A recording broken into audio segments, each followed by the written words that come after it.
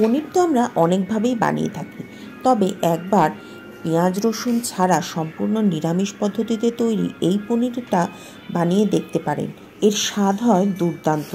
এইটা বানানোর জন্য প্রথমেই আমি নিয়ে নিয়েছি 300 গ্রাম পনির, যেটাকে আমি টুকরো টুকরো করে কেটে নিচ্ছি। টুকরোগুলোকে আমি 1 ইঞ্চি সাইজের কিউব করেছি। আজকে বানাবো দুধ পনির। দুধ পনির অনেকে অনেক রকম পদ্ধতিতে বানিয়ে থাকেন। আমি যেভাবে বানাই আমি সেই পদ্ধতিটাই আজকে আপনাদের সাথে শেয়ার করছি। প্রথমে ফ্রাই প্যানে তেল দিয়ে নিয়েছি। আমি রিফাইন্ড অয়েল ব্যবহার করেছি। এবারে সমস্ত পনিরের টুকরোগুলোকে এর মধ্যে দিয়ে হালকা করে ভেজে নিচ্ছি। রিফাইন্ড অয়েলের বদলে আপনি ঘিও ব্যবহার করতে পারেন। যদি পুজো উপলক্ষে বানান তাহলে সম্পূর্ণ রান্নাটা ঘি দিয়ে করলে সেটা স্বাদটা আরও অনেক বেশি ভালো হবে। পনিরগুলো হালকা করে ভেজে নিয়ে তুলে রাখছি একটা প্লেটের মধ্যে। পনিরটা তুলে রেখে ওই একই তেলের মধ্যে দিয়ে দেবো কিছু ফোড়ন।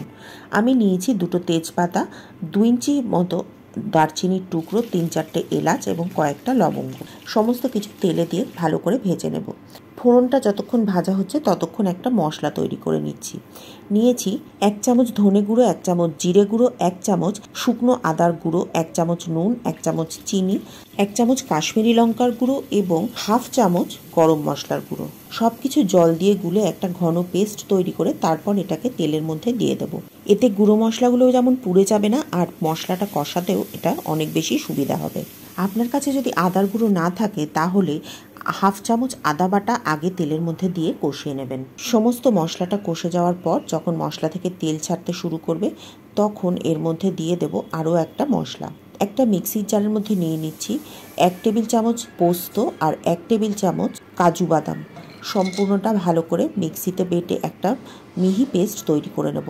প্রথমে এটা শুকনো আমি গুঁড়ো করে নিচ্ছি, তারপরে এটার মধ্যে দিয়ে দেব 1/2 কাপ দুধ।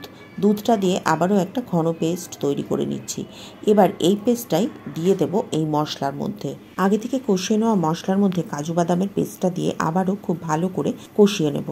কাজু বাদাম সাধারণত খুব তাড়াতাড়ি পুড়ে যায়, আর সেই জন্যই কাজু বাদামের পেস্টটা দিয়ে কষানোর সময় আগুনের ফ্লেমটা একদম কমে রাখতে হবে।